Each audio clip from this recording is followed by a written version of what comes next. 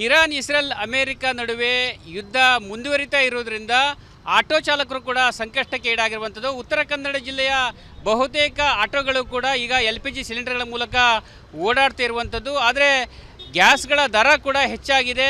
ಅದೇ ರೀತಿ ಗ್ಯಾಸ್ಗಳು ಕೂಡ ಸಿಗ್ತಾ ಇಲ್ಲ ಎಂಬ ಅಳಲು ಕೂಡ ಆಟೋ ಚಾಲಕರಲ್ಲಿ ಇದ್ದಿರುವಂಥದ್ದು ಗಮನಿಸಬಹುದು. ನಾನೀಗ ಕಾರವಾರದ ಸುಭಾಷ್ ವೃತ್ತದಲ್ಲಿರುವಂಥ ಆಟೋ ಸ್ಟ್ಯಾಂಡ್ನ ಬಳಿ ಇದ್ದೇನೆ.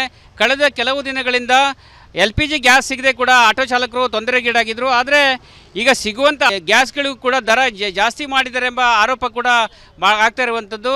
ಒಟ್ಟಿನಲ್ಲಿ ಗಲ್ಫ್ ರಾಷ್ಟ್ರಗಳ ನಡುವೆ ಯುದ್ಧ ನಡೀತಾ ಇರುವುದರಿಂದ ಚಾಲಕರು ಕೂಡ ಸಾಕಷ್ಟು ತೊಂದರೆ ಕೂಡ ಅನುಭವಿಸಿದ್ದಾರೆ. ಯಾಕಂತ ಹೇಳಿದ್ರೆ ಈ ಹಿಂದೆ ಶಕ್ತಿ ಯೋಜನೆಯಿಂದ ತೊಂದರೆಗೆ ಒಳಗಾದಂಥ ಆಟೋ ಚಾಲಕರು ಇದೀಗ ಗ್ಯಾಸ್ಗಳ ದರ ದುಪ್ಪಟ್ಟು ಆಗಿರುವುದರಿಂದ ಸಾಕಷ್ಟು ಸಮಸ್ಯೆಗಳನ್ನು ಕೂಡ ಎದುರಿಸ್ತಾ ಇರುವಂಥದ್ದು.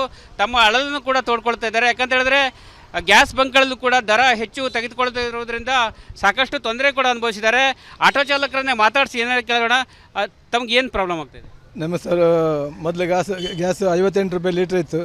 ಈಗ 61 ಆಯಿತು, ಕಡೆ 71 ಆಯಿತು, ಈಗ 81 ರೂಪಾಯಿ ಆಗಿದೆ. ಗ್ಯಾಸ್ ಅದು ಸಿಗ್ತಾ ಇಲ್ಲ. 81 ಕೊಟ್ಟರು ಕೂಡ ದಿವ್ಸಕ್ಕೊಂದು ರೇಟ್ ಮಾಡಿ ಇಡ್ತಾರೆ. 3 ದಿವಸ ಗ್ಯಾಸ್ ಪಂಪ್ ಬಂದ್ ಮಾಡಿರ್ತಾರೆ, ಗ್ಯಾಸ್ ಇಲ್ಲ ಅಂತೇಳಿ. ನಾವು ಜೀವನ ಹೆಂಗೆ ಮಾಡೋದು ಸರ್? ಯಾಕೆ ಪ್ರಶ್ನೆ ಮಾಡಿದ್ರೆ ಏನು ಹೇಳ್ತಾರೆ? ಯಾಕೆ ಜಾಸ್ತಿ ಮಾಡಿದ್ರೆ ಕೇಳಿ ಏನು ಹೇಳ್ತಾರೆ? ಏನು ಹೇಳ್ತಾರೆ ಅಂದರೆ ಅವ್ರಿಗೆ ಪೆಟ್ರೋಲ್ ಬರೋದಿಲ್ಲ ಅಂತೆ. ಗಲ್ಫ್ ಅಲರ್ಟ್ ಆಗಿದೆ, ಪೆಟ್ರೋಲ್ ಬರೋದಿಲ್ಲ ಅಂತ ಹೇಳ್ತಾರೆ. ಅದಕ್ಕೆ ನಾವೇನು ಮಾಡಲಿಕ್ಕೆ ಹೋದಿಲ್ಲ, ನಾವು ತಯಾರು ಮಾಡೋದಿಲ್ಲ ಗ್ಯಾಸನ್ನು. ಅಲ್ಲಿ ಒಂದು ಬರಬೇಕು, ಬರೋದಿಲ್ಲ ಅಂತ ಹೇಳ್ತಾರೆ.